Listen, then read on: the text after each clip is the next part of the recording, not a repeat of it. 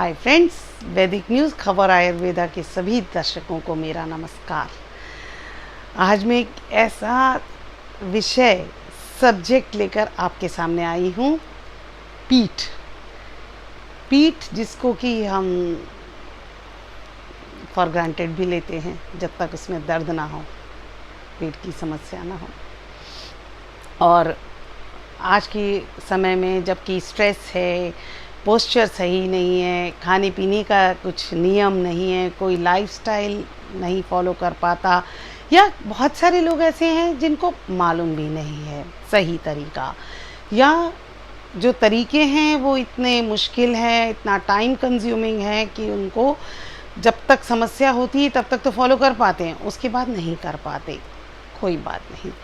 तो पीठ दर्द, थकावट, पैरों में दर्द, हाथ और पैर ठंडे होना, इन सब का जो रूट है वो एक ही है। चौंक गए? क्योंकि जब आप पैर दर्द की सोचते हैं तो पीठ में दर्द आता है, जब पीठ दर्द की सोचते हैं तो आपके पैरों में दर्द चला जाता है। सिर्फ दर्द अपनी जगह बदलता है, लेकिन दर्द रहता ज़रूर है। तो हम ऐसा क्या करें और जिसमें टाइम भी ना लगे, दवा भी ना खानी पड़े, जिसके साइड इफ़ेक्ट्स हों, उल्टा कुछ ऐसा करें जिससे हमें फ़ायदा ही फ़ायदा हो। और जो मैं आज तरीका आपको बताने जा रही हूँ वो मेरा बहुत ही ज़्यादा आजमाया हुआ, खुद पर और कई मेरे पेशेंट पर, कई फ्रेंड्स पर पूरी तरह से आजमाया हुआ। और मैं उनको पीठ दर्द का इलाज बताता ही हूँ, लेकिन वो बहुत सारे और फ़ायदे मेरे सामने आके बताते हैं कि अरे मुझे तो ये भी हो गया। तो अब क्योंकि लॉकडाउन है,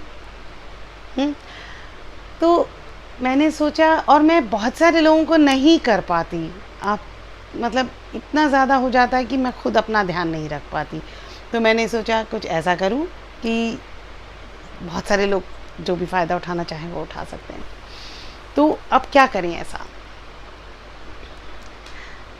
मेरे बहुत सारे वीडियोस आप देखते होंगे जिसमें आपने देखा होगा कि मैं कहती हूँ आप शवासन में लेट जाइए।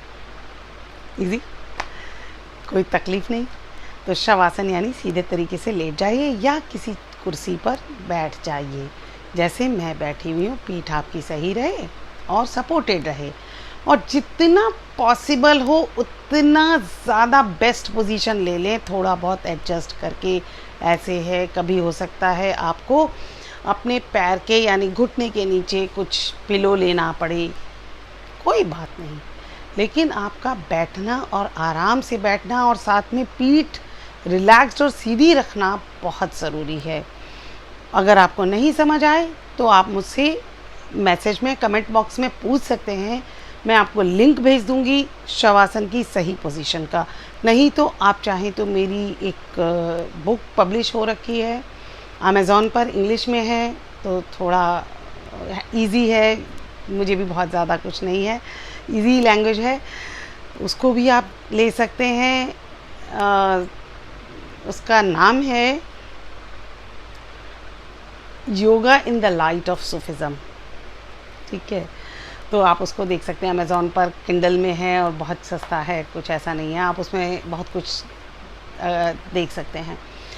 तो अब मैं आपको कुछ ऐसा तरीका बताने जा रही हूँ जो बहुत ही आसान है। आपने क्या करना है, शवासन या बैठ गए, अब आपको क्या करना है, आपका जो बैकबोन है उसका जो सबसे एंड का पोजीशन है नीचे, टेल बोन, ठीक है, उसको आप छू कर भी देख सकते हैं, वो ऐसे होता है। एक बात और आपको बताना चाहूँगी, after pregnancy, delivery, tail bone ऐसे हो जाता है, थोड़ा टेढ़ा हो जाता है, जेट आउट हो जाता है, ठीक है, और दर्द भी काफ़ी देता है। तो वो जो टेल बोन है, अब दर्द हुआ, अब आप क्या करते हैं, जब दर्द होता है ना तो हम अपनी ज़िंदगी में दर्द को लेना नहीं चाहते, हम क्या करते हैं, उसको सुन्न करते चले जाते हैं, उससे रिलेटेड जितने भी फंक्शंस हैं उन सबको सुन्न करते हैं। अब हमने क्या करना है कि अपनी सांसों से उस जगह को हील करना है। पहले जगाना है, फिर हील करना है। और कैसे हील करना है? पहले जगाना है, रिलैक्स रखना है, कॉन्शियस को वहाँ फ्लो करना है। तो अब आप लेट गए शवासन में और उस टेल बोन पर अपना ध्यान लगाइए और इनहेल कीजिए और एक्सहेल कीजिए, ठीक है। और शुरुआत में आपको उस जगह पर कोई फीलिंग नहीं होगी, ना दर्द होगा ना अवेयरनेस होगी, बिल्कुल डार्क है ना। सुन रहे? तो इनहेल कीजिए, एक्सहेल कीजिए, इनहेल कीजिए, एक्सहेल कीजिए। टाइम लगेगा लेकिन आपके दर्द में आराम पहले दिन से शुरू हो जाएगा। तो इनहेल करना है, एक्सहेल करना है, लेकिन ध्यान सिर्फ टेल बोन पर। जैसे कि आप कह सकते हैं कि आपका ब्रीदिंग पॉइंट आपका वो बन गया, उस पर फोकस करते हैं मन की आंखों से। आंखें बंद कर ली हैं आपने, ये खोल भी सकते हैं। मन की आंखों से उस पर ध्यान लगाइए, मन की आंखों से उस जगह को देखिए और अपनी सांसों से उसको जागृत कीजिए, महसूस कीजिए। फिर कुछ दिनों बाद, 1 महीना भी हो सकता है, 1 हफ्ता भी हो सकता है, अगर आप थोड़े से कम प्रॉब्लम्स हैं या आप कभी अभ्यास करते आए हैं तो थोड़ा जल्दी भी हो सकता है, 6 महीने भी लग सकते हैं, लेकिन हीलिंग आपकी डे 1 से शुरू हो जाएगी।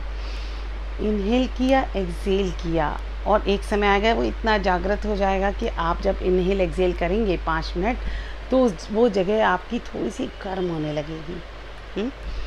अब बाकी चीज़ों में आप क्या करें?